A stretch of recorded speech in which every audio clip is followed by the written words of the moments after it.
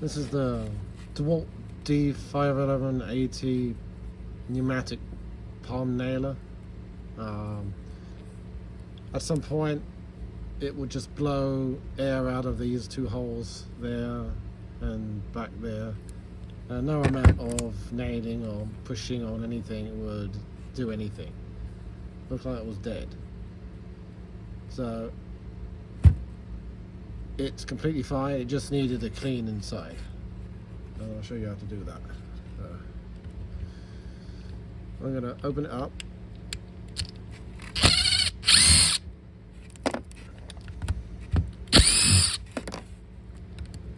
There's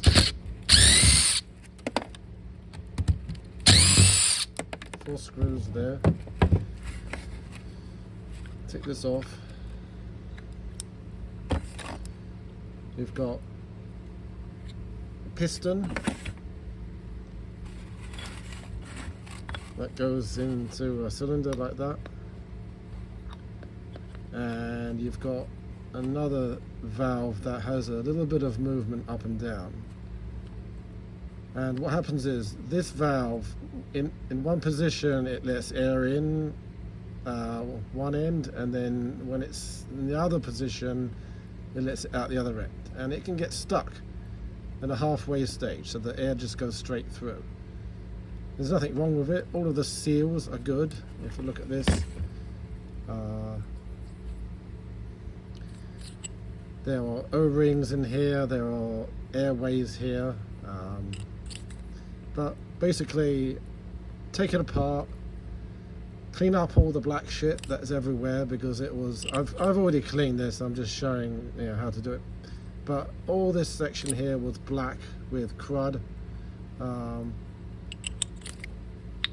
This is the piston, this is the nailer itself, this is the thing that hits the end of the nail, and yeah, just make sure you clean out all this black crap that's in here, and then apply a very small amount of pneumatic oil when you reassemble it. Now, one thing to note is that when I took this off, I undid this to clean it. It just unscrews, and when I assembled it all, tested it out, it worked for a bit, and then it stopped working again. It was going crazy. It was like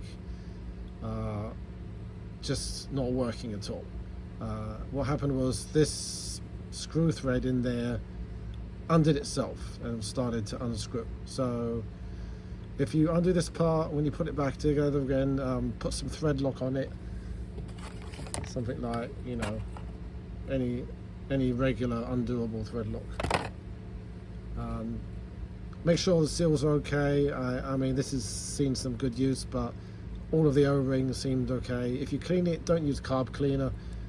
If you have to use anything, just use like a kitchen towel or napkin or something to like wipe it down.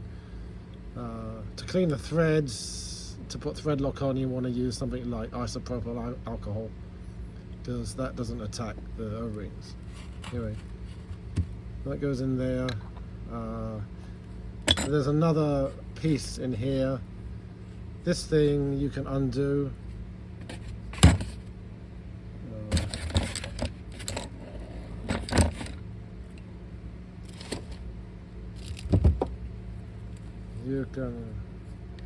You can undo this. If yours is loose, make sure you undo it, put some thread lock on, and then put it back again, because when I serviced it, after I tested it, this thing started to loosen itself too. So I put thread lock on there and thread lock on there. So it's got a seal here. It's a little bit of a bend in it somewhere, but I don't care about that. There's plenty of airflow. So it goes like that, just in there. It goes like that. This thing undoes too. I just hand tighten it, and I don't really care too much about what's going on. I'll put this back together again. Now, what I did was I put tons of oil all over the inside when I first serviced it, and it was, when I tested it, it was terrible. It was like on steroids. It was like going crazy. Every impact it did would make the gun jump up in the air. It would hurt my hand. It would give me a crazy shock from the impact. And I think I put too much oil in it.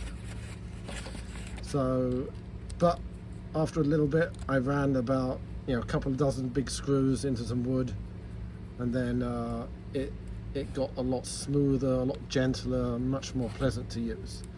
So, if you do service yours, don't cover it with oil. Don't put any excess oil down there for the first day. There's going to be plenty in there when you service it if you lubricate all the surfaces. Because I think that having too much oil in there is actually a bad thing. So let me just tighten this up, show you how it works. If you put the air into it and it's leaking air straight through, like I said, through there, just tap it onto the wood and it will stop. It should stop. Well, let's have a quick look. 1 second. Alright, so I'm going to attach the air supply. Last time I did this, there was air blowing out. I just tapped it on there, it stopped. Everything was good. Now, when you're using this, you're going to want ear defenders and gloves, because this thing is noisy. There we go.